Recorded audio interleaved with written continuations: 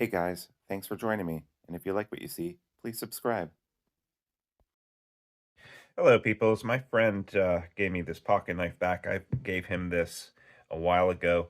Cool thing about, so back in the day when I started collecting knives, I was really into Kizer. I think Kaiser's a great brand to start with to just kind of get your feet wet. They have a lot of different styles, a lot of different thoughts on knives, and they're fairly inexpensive.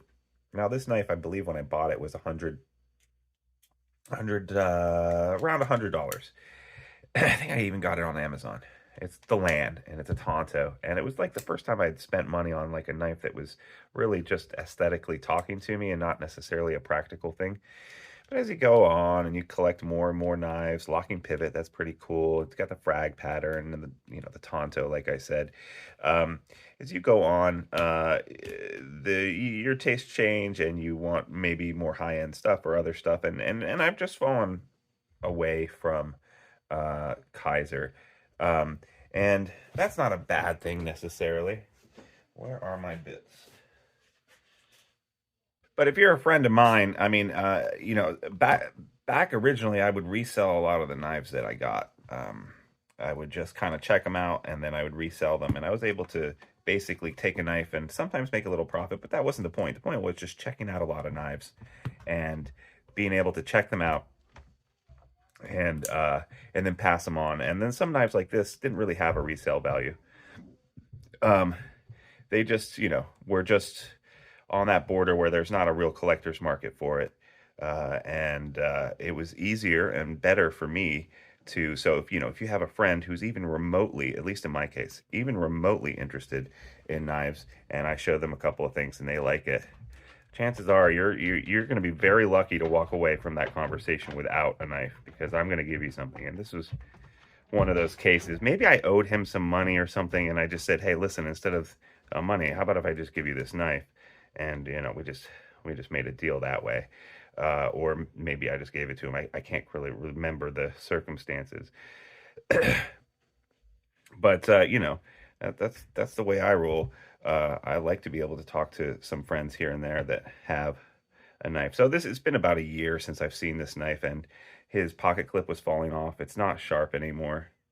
And so, another feature of having a friend like me is chances are if I give you a knife and I notice that it's in need of some TLC, I'm going to be wanting to take it home with me. So I just took this knife home with me and said, give it to me.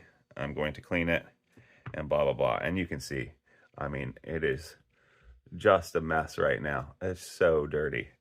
Um, if you look at the lock bar here, look at how much crap is on there.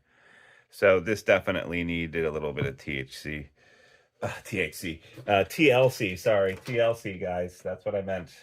Definitely what I meant. So, so I thought I would take it home and give it a little spa treatment and a little sharpening. Um, but yeah, that's my philosophy. All the tools that I'm using to clean this stuff up, all found down below. And if you have some pocket knives, chances are you're going to need to clean them at some point if you don't have a friend like me. So if you follow any of those links, any of those uh, Facebook or sorry, Amazon links that I have down below, they do help the channel. But anything else, I don't have any affiliate links with any other channel or any other outlet or anything like that. Um, with the lock bar or the liner lock here, you just want to clean it off. So now I've gotten all the schmutz off, but you don't want to put any lubricant on it. There's a couple of different kinds of lubricant I would suggest. The easiest and cheapest one to get if you don't want to get knife pivot lube is just Hops number 9 lubricating gun oil. I think it costs $5, $6. There's a link down below for this too. And you can just put a little bit on the bearings and it'll work great. And I'm just cleaning this off with a little bit of rubbing alcohol. There is a bearing in here, one on each side. It's on the pivot over there. So I'm cleaning out the racetrack where the detent ball went, and I'm also cleaning out the pivot, which was really dirty, and this little sharpening choil, very dirty. You can see all the grime that's coming off of this.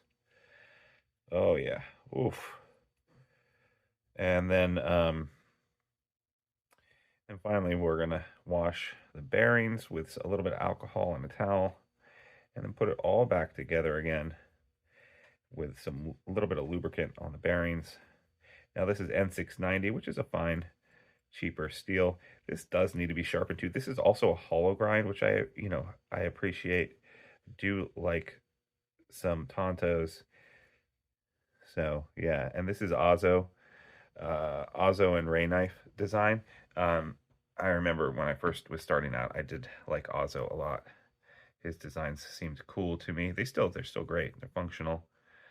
This is a great little pocket knife. I want to make sure we don't lose this pin up here. Do I have any more Q-tips that are clean-ish? Cleaner than that? Almost out of Q-tips. Need to bring some more down.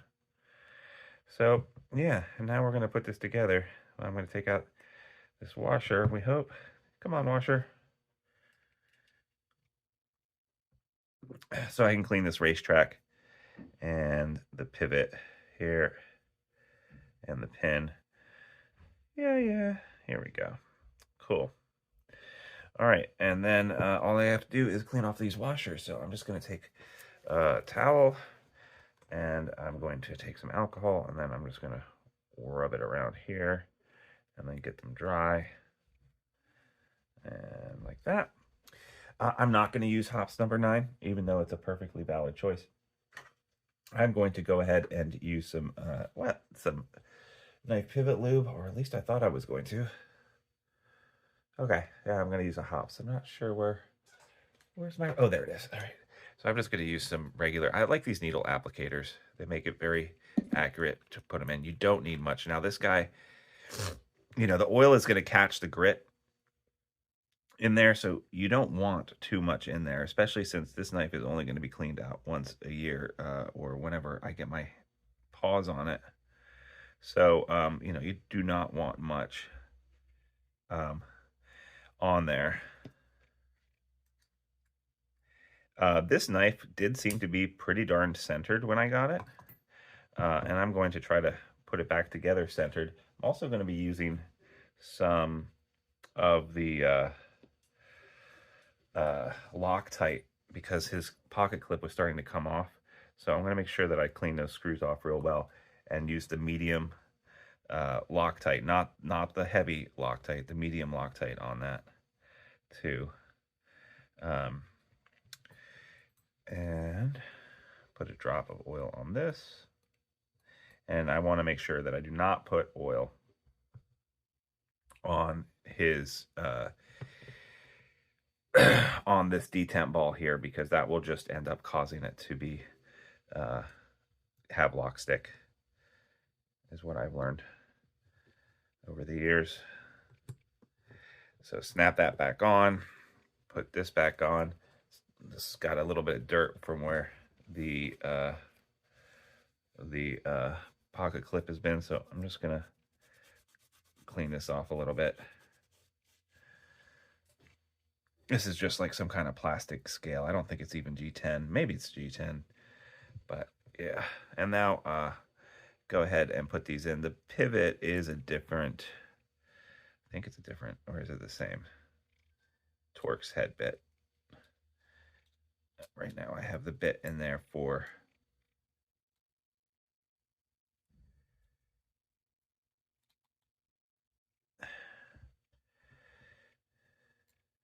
yeah, all right, it is a different bit. All right, and I'm just doing this to be finger tight. I'm not going crazy with this. And then the back spacers back here. It might be a smart idea to use a little Loctite on the pivot bolt, but I don't think I'm going to. I like to put the Loctite on the inside of the threads, or the insert, the female part of the bolt, rather than the threads themselves. I'm going to go ahead and add with my lock bar tool here. My wash lock bar tool has a nice little pokey bit here. I'm going to add some in here just for shits and giggles. Um, One other thing about Loctite is that you want to give it 24 hours to dry. Uh, Once you got it all lined up, I want to make sure this is centered and everything before I leave it alone for a little bit. All right, I've already put, I already put some Loctite in there. And so now I'm just going to go ahead and put these barrels, these back barrel spacers here. All my vocabulary is leaving me at the moment. Yeah, so, have you guys ever passed on a knife that you thought would go to a good home with someone else? I've probably done it multiple times at this point. Really curious what you guys think, and how many tools, knives, etc. have you passed on because you found someone with the same kind of mindset as you, or someone that maybe you could think you could corrupt into getting into knives. I've done it with multiple people at this point. Um, and yeah, I think it's good to have a tool, even if you're not going to get into the hobby. Just being the type of person who has the right tool with them, the right knife with them, is, I think, a good thing, right? I think we can all agree on that.